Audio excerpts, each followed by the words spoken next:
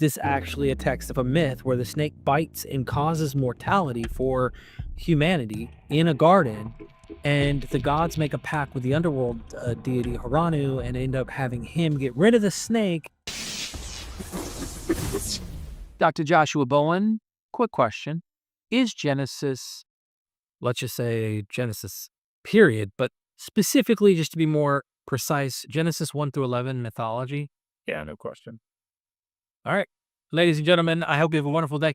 So we need to get into this, right? I saw a recent, well, I didn't watch the whole thing, started to watch it. I saw that the Pete Enns was talking with William Lane Craig about Adam existing and theologically. And I'm like, now I'm not saying Pete was saying that. I think Pete thinks he's myth, but he's dealing with William Lane Craig, who's trying to negotiate and do all this crap. Let's talk about the myth of Genesis. Genesis, let's start at the very beginning and work our way to 11 and just have fun. This is, you may not be 100% precise about everything because we're just hip firing here. The very opening, when in the beginnings, Enuma Elish. Yeah, I mean, this is the way that ancient Mesopotamian in particular writers constructed cosmogonies. They would start with these temporal clauses like when on high, and then the Enuma Elish. I mean, you see this in a wide variety of sources that talk about the creation of the world or the creation of people, and I go through several of them in the chapter in the Atheist Handbook to the Old Testament, where I just sort of lay out several of them. But it's setting up this time where before things had been created, before things had been placed in order, before the gods had set all of these things together, created humanity, whatever. It's this when clause, Right. And so both Genesis 1:1 and Genesis 2:4 show this type of temporal clause. So Genesis 1:1, when God began to create the heavens and the earth, this temporal construction, same is true in 2:4, right? And so it doesn't, it fits very well in that same category. The genre of myth, of creation myth. This is a question that's silly for academics such as yourself, or not, you understand it, but like people in your ivory tower. Is Genesis older than Enuma Elish, Atrahasis epic, the Sumerian creation stories, or even Akkadian stories we're finding in these tablets and stuff? Is it older than that? No. And we know this. Yes, no question. Why aren't those gods the true ones and that creation story the accurate ones instead of the Genesis then? Yes, yeah. The question itself, like I understand why you're asking it, but even just hearing it now, knowing that you're going to ask it, sounds like such a weird question. I know. Why isn't one true? And I think, the idea here is that in the same way that the Anzu myth isn't more true than the Enuma Elish, because it's a story that's a narrative that's older, a mythological text that's older. The Enuma Elish is utilizing at a later time. Like earlier doesn't mean better. Earlier doesn't mean true. Right. Whatever that might mean. It just means that an earlier text is being utilized by a later text, which is what they all did. Yeah, I guess, and you're right. Older doesn't mean, but what do you do when you know the newer is using the older, but spinning it? Sure. I mean, Like, how do you, I guess what I'm getting at is like, it's a weird thing that I know that the scholars in your field, that's not their goal, to sift through this philosophy kind of conclusion of like the truth claims of it. But I sit there and I see to myself, I think you and I would both agree, looking at this text going, yeah, it's utilizing it, and it also walks, talks, and acts like it in many ways, while it does different things. Like, this is a stumbling block for Christians, and I imagine even Orthodox Jews or others who they're on the conservative spectrum there, that are looking at it going, no, the creation story was actually told by Abraham. He was way back here and he got the insights. Or Moses was being told by God on the mountain the true story. Like all of these myths that are before that it's working in the same vein with, and we're supposed to segue this in a special pleading category as this one's true, and those are red flags to me, is all we're saying. Yeah, certainly. And, I think that Christianity, depending on, again, what kind of Christianity we're talking about, and the more conservative type of Christianity is going to be looking at these texts and they fight tooth and nail to keep that categorization of myth away from the primeval history, Genesis 1 through 11. And again, we've talked about it a number of times. Like, I think that's it's a silly thing to do. Let it be what it is. Yeah. And just create an interpretive framework that better accounts for the data points, period. And so when I think about the Genesis story in that context, the primeval history, we need to be looking at the newer story, the younger story, and asking the question, okay, where is it the same? And now where is it different? And what are the theological points that the later writer is trying to make? And that's what's really interesting. Instead, what I see happening is, let's go find Noah's Ark. Yeah, there's the mountains. Let's see if we can figure out, would that vessel be able to float? And how can we see, if Genesis 7 here, when it talks about the waters went up 15 meters, does it mean that it went up 15 meter or 15 cubits over the tops of the mountains, or just does it mean up the mountains 15 cubits? And so it doesn't have to mean that it covers the whole. I mean, Anything to get out of this historical conundrum they put on the texts. Should we be thinking of Eretz, this word that's translated earth? Maybe it just means like land and like the local land. So it's just like a local flood. Like, nah. Yeah, and it's a waste. We know why they're doing it. Yes. Going back to Genesis 1-2, because we haven't even past that yet. But I want us to. We'll get through it quick. Is the tahom, the word tahom, and even contextually, you have chaos. There's no order, darkness upon the face of the deep. The Spirit of God hovers over the face of the waters. This tahom.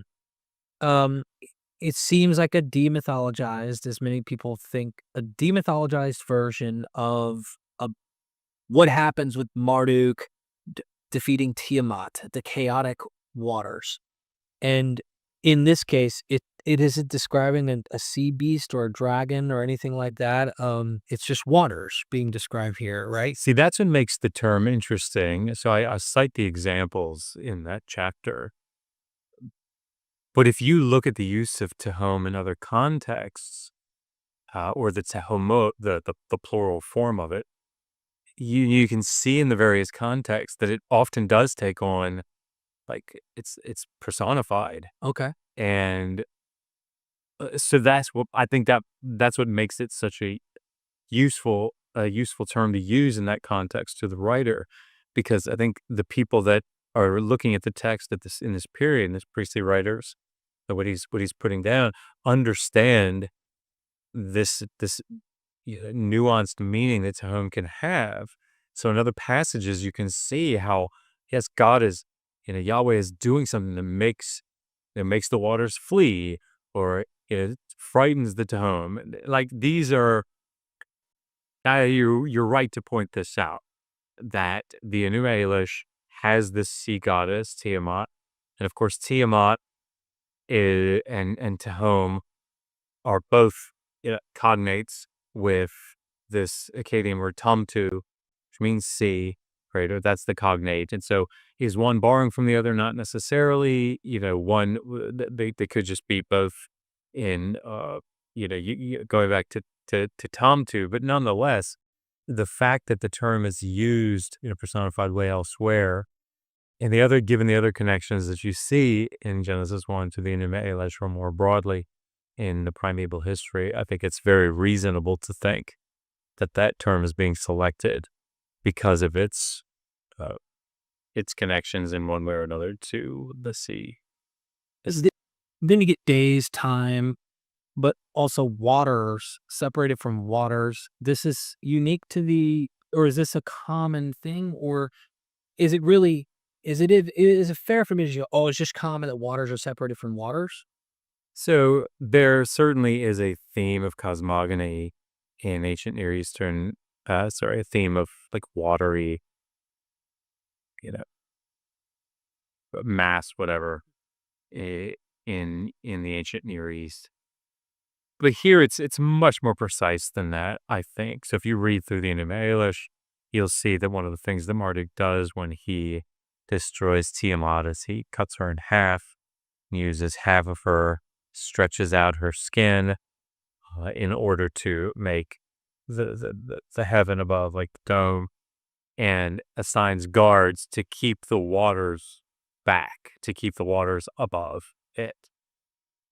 And this is precisely what we see in Genesis 1. So the rakia, the firmament, is created by Elohim and placed up there with the waters behind it or above it.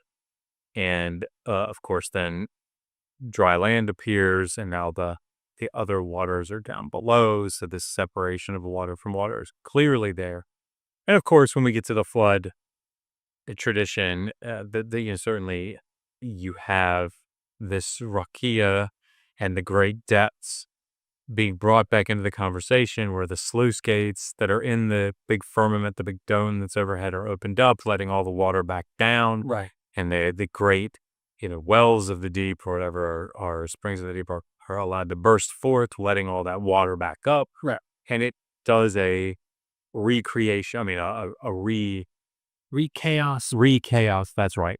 So it's like a decreation and then back into And in fact, Joseph Blankenship has a book with the title "Creation, Uncreation, Recreation." Oh, okay. Uncreation. I was thinking, Yeah. yeah. You also see that kind of motif with Sodom and Gomorrah Lot kind of thing, where it rains, and the language is unique here, which is odd. Some of the commentators I've read, where they're like, it's using watery language for fire. It's like it rained fire.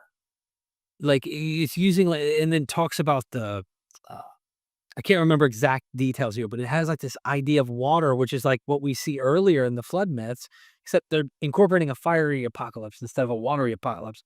That's neither here nor there. That is in Genesis, but it's later. It's beyond what we're trying to touch today.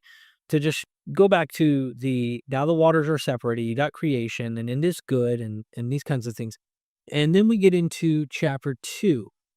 Is there anything in this area that you're wanting to touch on that you find in earlier myths before we get into the creation of Adam and Eve? Again, the sort of temporal cause is the laying out what creation was like.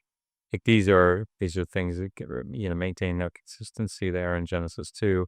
Instead of having the primordial waters, you have dry land that has been nothing's really been done with it. And this is again another type of picture that is can be generated in ancient Near Eastern cosmogonic texts, where you have this land that nothing's been done to it yet, and then the gods bring forth vegetation or animals or whatever.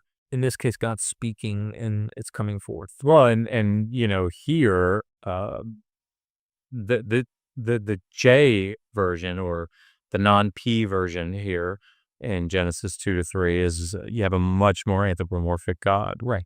and he's making, he's doing, he's walking, and so this is far different, it seems, from the more transcendent deity that you see in priestly account in Genesis 1. Right.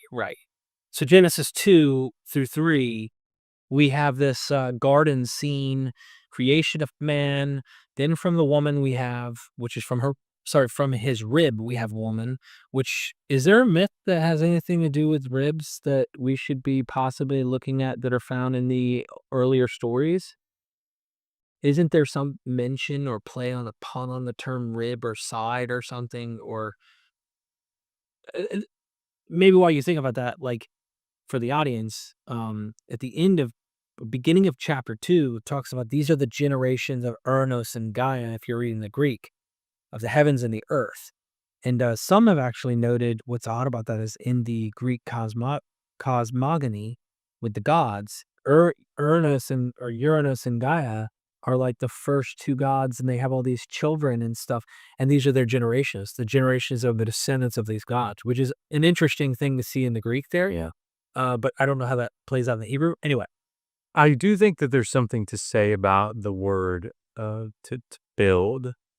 So, Eve is built, or, Yahweh Elohim builds Eve from this rib of the man. And that is noteworthy, the use of that verb to build. But it's something, because usually you have sort of like make or fashion or form or whatever. But so the Hebrew word is bana. In Akkadian, the cognate is banum. And that's a term that shows up in ancient Near Eastern and in Akkadian texts that are dealing with the formation of humanity, creation of humanity. So, and again, I lay out the examples of this in the chapter, but like that, there's certainly, this is the thing about the Garden of Eden narrative, and there's still work obviously being done on this. We were just talking about a volume, a 2014 volume, by Johannes de Moore. yeah, And, Adam, Eve, and the devil, or something. Yeah. and I hadn't read this one. Yeah. But, Bruce Wells is working on a volume, a monograph on this topic. Of course, Eckhart Fromm is writing on the Garden of Eden story now. And, even I'm looking into some aspects of the story that I don't think have been touched on, at least in the detail, that the way that I want to touch on them. But one of the things that seems to come up is this difficulty, as you pointed out in your documentary on the Adam and Eve story, is that scholars have a difficult time making a connection to a fully forged mythological narrative, like in the ancient world, that seems to run in parallel, or have broad similarities with, like it's like almost like a antecedent text that is the text, or because like we can go to Gilgamesh, we see the serpent still the plant, or we can go to Adapa, right? And we can go, okay, hold on, food of immortality and food of death, and like life and death, and weird stuff there with a trickster god, which you do think there's something to this. Yeah. But like, it's almost like you have this buffet. That's right. You have, in the same way that I think many artists, musical artists, will not pull wholesale from a song, but instead will pull bits and pieces from, a genre and bring them into their work to create something new in a song. I think the same thing is probably going on here, at least as far as we can tell. So, Bruce Wells makes the argument that the Adam and Eve figures are akin to these orchard servants, the tenders of the orchards there in the garden, and Of Babylon. Yeah, that's right. And so, making connections there as to how they were allowed to partake of food from the orchard in order to sustain themselves. And so, but again, that's not necessarily like a fully fledged narrative. It's just an aspect. But you hit on it, right? In Adapa in the South Wind, or in Gilgamesh, Tablet 11, you have here two stories that involve this missed opportunity at eternal life. And of course, scholars have talked about this for, years and years and years now. But there are aspects that I think they're pulling from ancient Near Eastern themes, Right. but no coherent narrative that we know of to this point. Yeah, and that's why the book, Adam, Eve, and the Devil, I did a documentary, and just like me and my buddy Paul Davidson, who's very smart, dug into this, and he helped me craft the script and edited the video and everything. And in that myth, you have this snake who poisons the garden, like he causes an issue with the divine God's gardens. This is an Ugaritic text. It's KTU 100 and KTU 1, I can't remember the other one.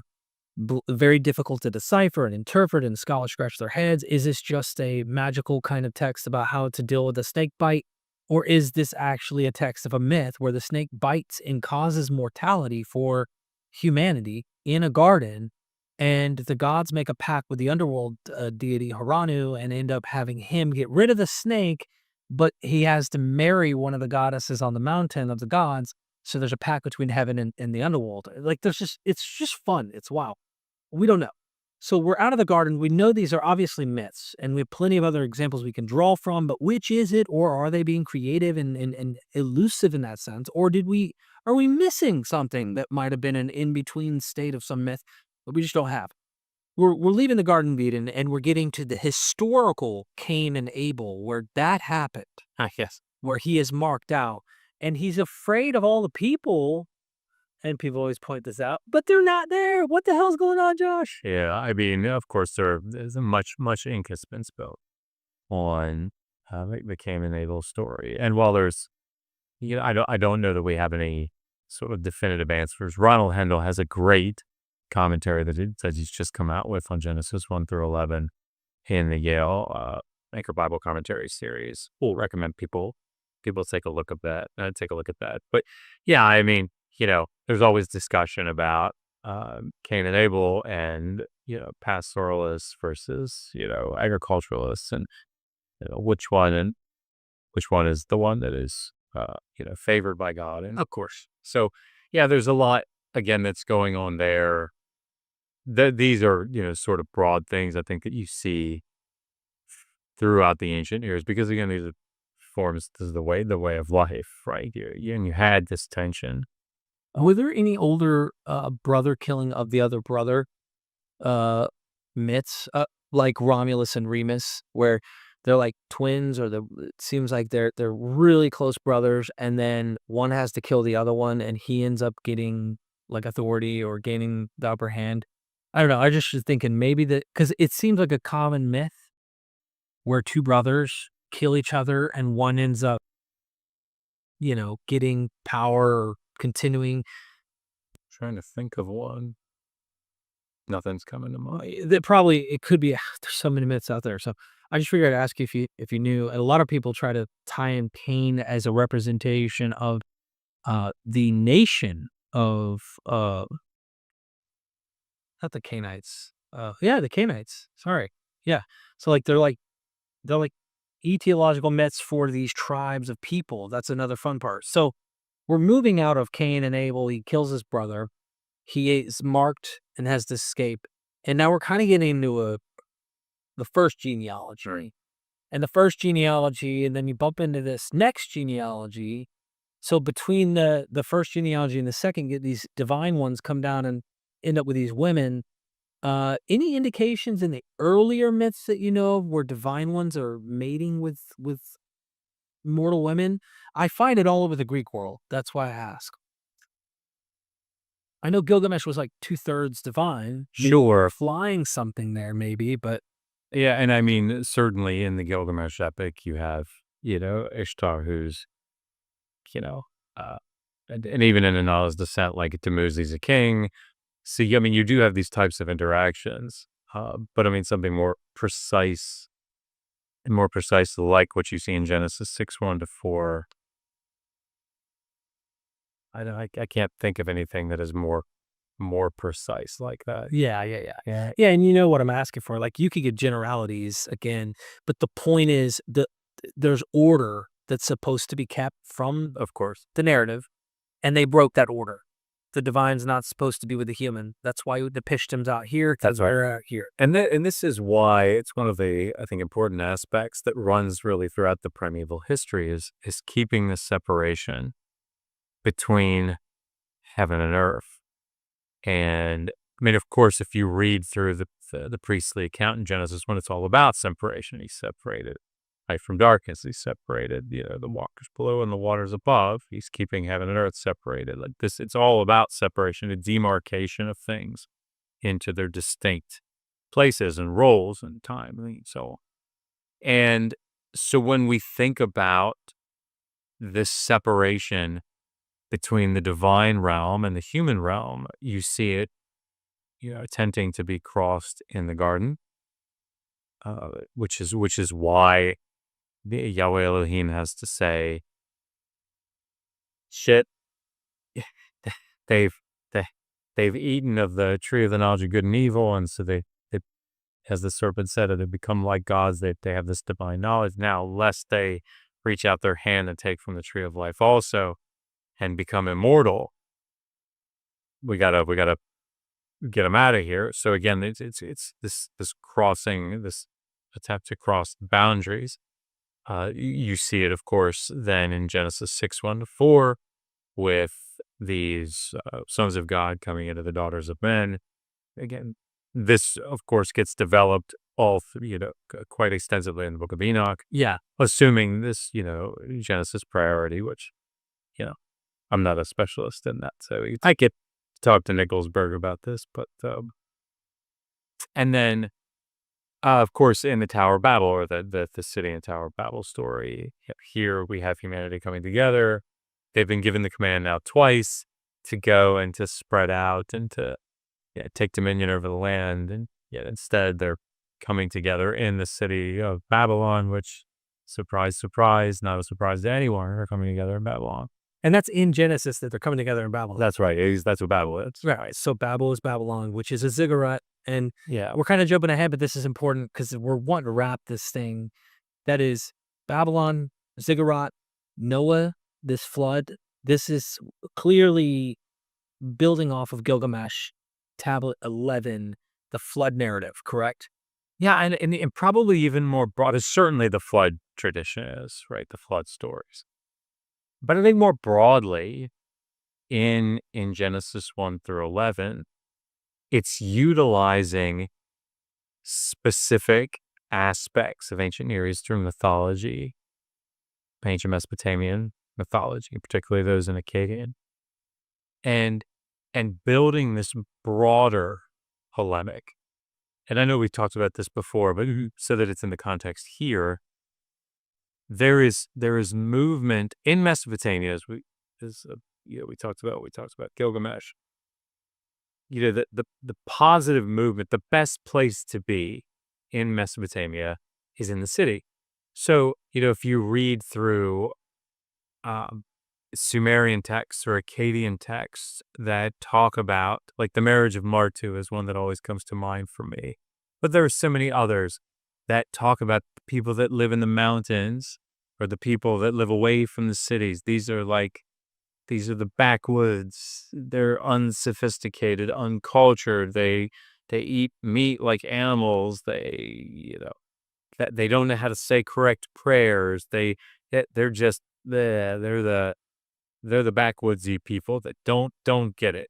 And so when we think about the relationship between, in Mesopotamian thought, between those that are outside of the cities, living, even outside of the countryside, out there, away from civilization, and those that are living in the city, obviously what you want is to be in the city. And this is why in the early part of, and really throughout the Epic of Gilgamesh, you have Enkidu, who's this wild man who's out living in the steppe, rhyme of the animals, right? Adam. And, you'll note that his companions, those that he's running with, are the animals. You notice that in Genesis 3 or in Genesis 2, all the animals are brought before Adam to see if there's an Ezer, right? This, I don't even know what a good word for that. We always say helper, but that makes it sound like a subordinate. But nonetheless, none are suitable to him. None are his counterpart. Right. And so in the Epic of Gilgamesh, the pinnacle of movement for Enkidu is getting him away from this state of innocence, out in the steppe, running with the animals, to life in the city with, particularly in Uruk, with Gilgamesh. So making him change more human, having him drink beer and eat bread, put on clothing, like these are all really good things. This this is the way movement should be toward the city. And of course, in the Hebrew Bible, in Genesis 1 through 11, you have that same movement. You have Adam and Eve, and they're originally in the garden, and their animal like isn't quite what I would say, but they're not clothed. You know, but they're unashamed. They have this state of innocence. They don't have any of this real knowledge that you would get in civilization, and that's good. That's where God wants them to be and wants them to stay. As far as the internal framework of the narrative, that's where they're supposed to be. Right. And through sin, through doing the wrong thing, they move out of that state of innocence. So it's the same direction of movement, but it's bad. And of course, this all coalesces. It comes to a head in the city and Tower of Babel story, Genesis 11. So again, the movement is still toward Babylon. It's still toward this major Mesopotamian city, but all of that is bad. It's not the movement that you're supposed to have. And so then in Genesis, end of chapter 11, the beginning of 12, you have Abraham called out of Ur of the Chaldeans, out of Mesopotamia, out of southern Mesopotamia, to wander. He's away from the cities to wander in the wilderness or whatever, until he gets shown a land and all that. And then this is where I see a lot of overlap with Argonauts, the Jason Argonautic myth, where there's a promised land, and it's foreshadowing like you're going to get this land for my people are going to have a land, and they have the genealogies and all of that. But so recapping, just again, keep in mind, there's no specific for the viewer. There's no not in every case do you need an antecedent text, an exact antecedent text, but imagine a buffet of Mesopotamian, ancient Near Eastern mythologies that they are obviously able to pull from and craft a interesting narratives that get spliced together. We have creation myth like Enuma Elish, the way it starts, to home, likely having common ground with Tiamat, splitting of waters and dry land appearing, a version of creation of man, but it's like a general 7-day theme, boom, and it's all good. Then you get this hands dirty God who's willing in a particular land. He's of a particular area. He only reigns that area of Eden, whatever this place is, wherever this place is, but it's clearly away from wherever humanity dwells, because he kicks them out and they have to dwell out here. Wherever they're dwelling, they have to work extra hard to try and find food, meaning it might be hinting at that nomadic kind of implication, kind of a anachronism in the narrative or something, or a foretelling of the narrative, so to speak. Adam only knows animals, doesn't have a real equal mate or partner, and just like Enkidu had animals, so there's hints there. He gets I almost want to say tamed like Shamhat, you know what I mean, in a way, by the woman. And then they are kicked out. Mortality's brought in. There's a snake that shows up in the story. And clearly Gilgamesh has that, and the other myths in Utgarit, and then flipping past that to this brothers kill each other. Interesting brotherly type myth that we find in other places like Romulus and Remus.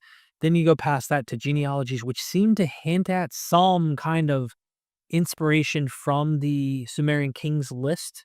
And we know as late as Berosus, they're playing with the kings list. So we can't pretend it's not relevant even in the Hellenistic period.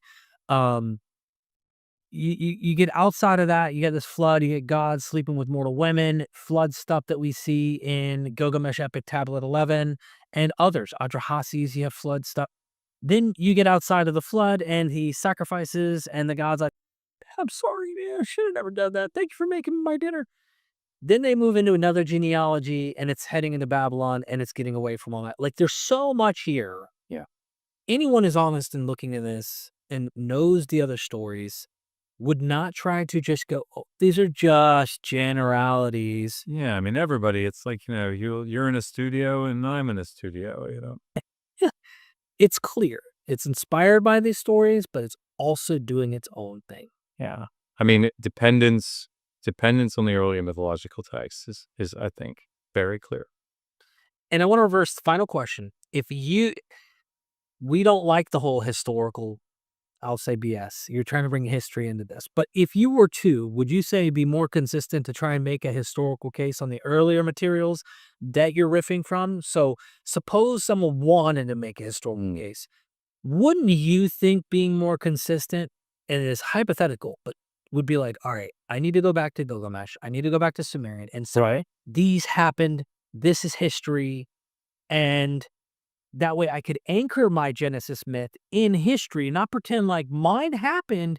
These are myth and didn't happen or something. What are your thoughts? Yeah, I mean, obviously, as you said, like the idea of trying to do that is, and to be fair, the idea of seeing mythological texts as allegory is not something that hasn't been looked at before. So, we've had Assyriologists that have tried to do this with, like uh, stories about Inanna. Right. And, is that possible? Sure, that's possible. And there are certainly cases in like certain city limits, Sumerian city limits, that references being made to like the king Ishme-Dagon. And so you can see that there are times when there is something historical standing behind the narrative. That being said, I think that looking for something in the Hebrew Bible that that we could get at would be, I don't know, a fool's errand, given that they're, as you say, they're pulling from an earlier mythological tradition that comes from a different region. And in so doing, like what you'd have to do is establish where did this blood tradition begin, which I think we've been able to do pretty reasonably. Early second millennium, this starts to enter into the corpus. And why? Like, why would it start to come in then? Those are all good questions. Some people have written on it. I think it's going to be difficult to ascertain if there is some sort of like event course that stand behind it. I appreciate you, Dr. Josh. Ladies and gentlemen, go take the Sumerian course that he has. Go take the Hebrew Bible course. He's teaching languages, teaching you how to read and write in these languages. Go take the class and learn. Links are in the description. You can also take his Myths Borrowed by the Bible course, and we have his other course, Slavery in the Bible, as well. I really appreciate you. Thank you.